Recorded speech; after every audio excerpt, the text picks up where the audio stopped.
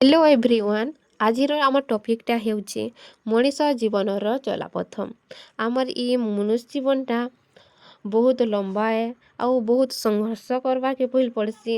ଆଉ ଇନ ସୁଖ ଦୁଃଖ ସଫଲତା ଗୋଟେ ଆମେ ସାଙ୍ଗେ ଚାଲବାକେ ପଡ଼ିଥିସି ହେଲା। ଆଉ ଜନ୍ମରୁ ମୃତ୍ୟୁ ପର୍ଯ୍ୟନ୍ତ କିନି ଆମେ ବହୁତ କିଛି ଶିଖ୍ମା, ଲୋକକୁ ଶିଖାମା। ଆଉ ଇ ସବୁକେ ନେଇ କରି ଆମର୍ ଜୀବନଟା ଅତିବାହିତ ହେଉଥିସି। ଆଉ ଏଇଠାନେ ବହୁତ କିଛି ଆମେ ନୂଆ ନୂଆ ଶିକ୍ଷା ଯେନ୍ଟାକି ଆମେ ଶିଖ୍ମା। ଆଉ ସେଠାନୁ ଆମେ ହାରିଗଲେ ବି ଲେକିନ୍ ଆମେ ମନ ଦୁଃଖ କରବାର୍ ନାଇଁନ, କାହିଁକି ସେନୁ ବି ଆମେ କିଛି ଶିକ୍ଷାଟେ ପାଇକରି ଆମେ ଆଗ୍କେ ବଢ଼ି ପାରୁଛେ ହେଲା। ଆମେ ଯଦି କିଛି ଭଲ୍ କାମଟେ କରବାକେ ଯାଉଛନ୍ ସେଠାନେ ବହୁତ ବାଧା ବିଘ୍ନ ଏନ୍ତାକି ଚ୍ୟାଲେଞ୍ଜ ବି ଲୋକ କରସନ୍। ହେଲେ କିନି ନିଜର ମନ ବଲ୍କେ ଷ୍ଟ୍ରଙ୍ଗ କରବାର୍ ଅଛି କି ହଁ ମୁଇଁ କରିପାରମି। ଲୋକ ଯାହା କହେଲେ ବି କହୁନ୍ ଏନ୍ତା ଯଦି ଭାବବା ବେଲେ କିନି ଆମେ ଆଗ୍କେ ବଢ଼ି ପାରମା ହେଲା। ଏନ୍ତା ହିସାବେ ଯଦି କିନି ଆମେ ଆମର୍ କାମଟାକେ କର୍ମା ବେଲେ ଆମେ ଦିନେ ନା ଦିନେ କିନି ଆଗ୍କେ ବଢ଼ି ପାରମା। ଆଉ ସେ କାମଟା ନିଶ୍ଚୟ ଆମେ କରିପାରମା। ଆଉ ଥରେ ଯଦି ସେ କାମଟା ନାଇଁ ହଉଛି ବେଲେ ଆମେ ପଛକେ ଘୁଞ୍ଚବାର୍ ନାଇଁନ। ଆଉ ଯଦି ନାଇଁ ହଉଛି ଫେନେ ଆଉ ଥରେ ଦେଖ୍ମା ହଁ କି କେନ୍ତା କରି ହେବା ବୋଲି।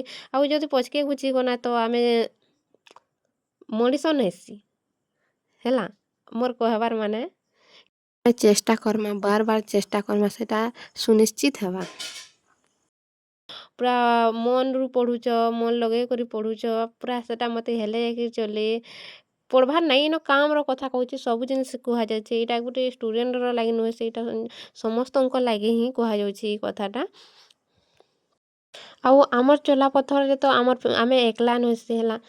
ଆଉ ଆମର୍ ସାଙ୍ଗେ ଆମର୍ ଫ୍ୟାମିଲି କି ବଡ଼୍ ଲୋକ୍ ଇ ସବୁ ବି ଥିସନ୍। ନିଜେ ଗୋଟେ ଜିନିଷଟେ ଏକଲା କରି ନାଇଁ ହୁଏ, ଆଉ କର୍ମି ବେଲେ ବି ନାଇଁ ହୁଏ। ତ ଦୁଇ ତିନ୍ ଜଣ ଆମର୍ ଲାଇଫ୍ରେ ଏଡ଼୍ ହେବାର୍ ଦରକାର। ଯେନ୍ଟାକି ଆମର୍ ମା ବାପା, ଆମର୍ ଘରର୍ ଲୋକ୍, ସେମାନେ ହିଁ ଆମକୁ ସବୁ କିଛି ସାହାଯ୍ୟ କର। ଆମେ ସବୁବେଲେ କିନି ଭଲ୍ କାମ କର୍ମା, ଠିକ୍ ରାସ୍ତାରେ ଚାଲ୍ମା। ଆମେ ସବୁ ଆଉ ଗୋଟେ ଜିନିଷ୍ ବଡ଼୍ ଜିନିଷ୍ ଏ କି ଆମର୍ ଚିନ୍ତାଧାରା ସବୁବେଲେ କିନି ପଜିଟିଭ୍ ରହେବାର୍ କଥା, ଭଲ୍ ଭାବବାର୍ କଥା। ଭଲ୍ ଭାବଲେ ଭଲ୍ ହେସି। ଆଉ ଇ କଥାଟା ମୋର୍ ମା ବି କହେସି କି ସବୁବେଲେ ଭଲ୍ ହିଁ ଭାବବ।